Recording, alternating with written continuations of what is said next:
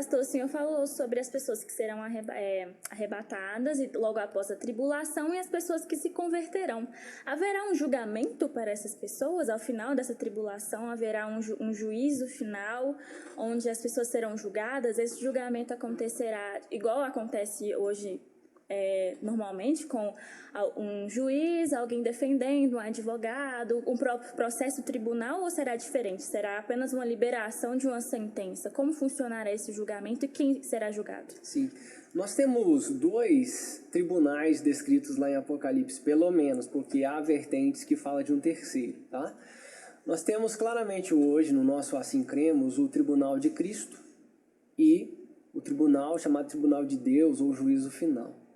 Tribunal de Cristo, quando que vai acontecer? Nós seremos arrebatados e compareceremos perante Cristo no Tribunal de Cristo, não para o decreto de uma salvação ou o decreto de uma perdição eterna. Condenação. Não. Por quê? Porque já teremos sido salvos, já fomos arrebatados nesse momento e já estamos com o corpo glorificado nesse momento. Né? Aquilo que é corruptível se revestirá de incorruptibilidade. Nós teremos uma matéria diferente, um corpo diferente. Bom, qual é o tribunal de Cristo, então? Não, uma vez arrebatados, nós receberemos recompensas, galardão. Nós compareceremos perante Cristo para receber nossa recompensa pelas obras na terra. A salvação é pela fé, a recompensa é pelas obras.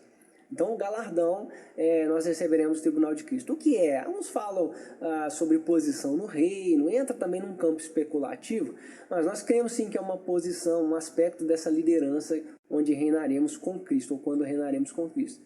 Então, essa é a perspectiva da igreja ali. O juízo final, ele acontece já depois da grande tribulação. E o que acontece? Os mortos sem Cristo serão ressuscitados. Os mortos sem Cristo serão ressuscitados para quê? Para esse juízo final, para a condenação. A igreja já está salva. Esse juízo final é a condenação dos mortos sem Cristo. Tá? E aí vai ser um julgamento, porque quando a gente fala de julgamento, né, gente? A gente pensa assim, vai ter um advogado aqui, aí vai ter a defesa, aí a pessoa que morreu sem Cristo vai ter o direito de falar. Contexto. Né? Eu acho que não é bem assim. Não. A nossa defesa é em vida.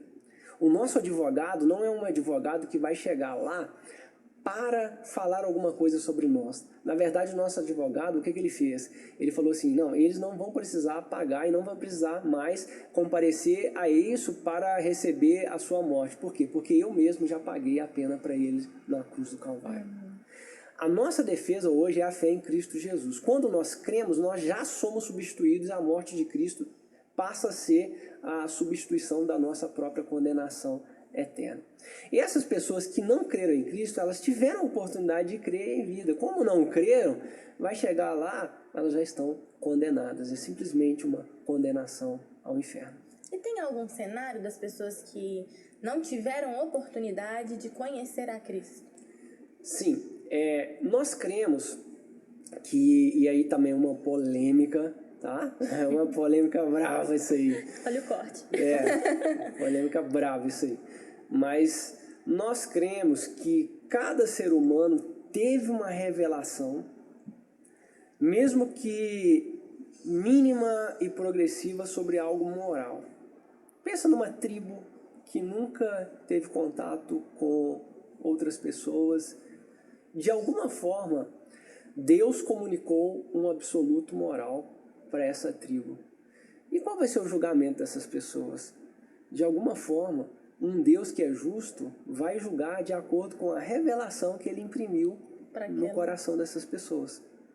Não conheceram Bíblia, não conheceram Cristo com o nome Cristo, mas de alguma forma teve a revelação da verdade em algum aspecto na vida dessas pessoas. Tem um livro chamado O Fator Melquisedeque, que ele mostra como Cristo se revelou a determinados povos, não como o Cristo judaico que a gente vê hoje, mas de alguma forma uma revelação muito parecida com o que a gente tem hoje. Da divindade? Da divindade, exatamente. Né? E ele vai mostrando diversas situações de revelações. Essas pessoas vão ser julgadas com a revelação que elas tiveram na época. Né? Se é alguma coisa mínima de uma crença em algo que aponta para essa verdade, Deus não é injusto de falar, você está condenado porque você não... Não, eles não tiveram oportunidade, eles vão ser julgados de acordo com a revelação que eles tiveram. Beleza? Então, acredita-se que Deus se revela em todos os contextos para todas as pessoas, que a pessoa não passa e morre sem ter tido uma revelação de quem Cristo é, mesmo não com o nome Cristo. Mesmo com o nome Cristo. Algum absoluto moral, esse Deus justo, ele imprimiu em cada ser humano. É claro que após aquele que veio, que se disse, eu sou a verdade, a vida, né, olhe para mim, é claro que a revelação para nós hoje é o Evangelho. E aí a nossa incumbência, a partir do momento em que ele veio e zerou essa situação, o nosso chamado hoje é anunciar o Evangelho. Mas aqueles que não tiveram esse contato, aqueles que vieram antes, eles vão sim ser julgados de acordo com a revelação que eles tiveram, que é progressiva ou que seja como foi nesse Deus soberano que é graça, né? Vamos dizer assim.